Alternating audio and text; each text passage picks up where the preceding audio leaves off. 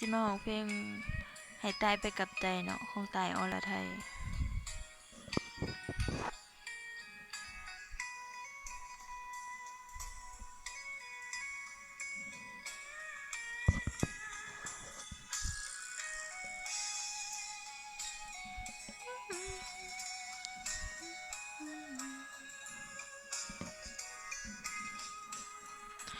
ฝนจะตกฟ้ายังส่งข่าวให้เมฆเทาๆเป็นคนสื่อสารก่อนจะเปียกฝนยังพอหลบทันฟ้าฝนนั้นยังมีน้ำใจอายบ่เคยน้ำใจคือฟ้าบทจะจากลาก็ช่างง่ายได้ฝากเพียงข้อความมาตัดเยื่อใยด้วยคำง่ายๆว่าจบกันสักที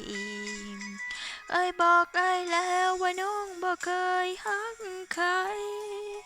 ตั้งหลักหัวใจรับความผิดหวังบ่ทันคำว่าฮักเคยฟังจากอ้ายเท่านั้นเพ้อใจวาดฝันจนมาเจ็บในวันนี้จะเก็บไว้ในทุกหยดน้ำตาที่จะไหลมาจากนี้ชั่วชีวิต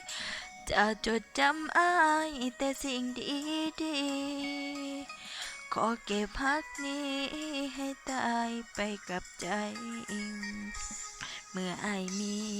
คนที่ดีกว่าก็ถึงเวลาที่น้องต้องไปเพราะบอกตัวเองว่าให้ตัดใจก้อนความหวั่นไหวก็จุกในใจทุกทีเกือบปะล่ะ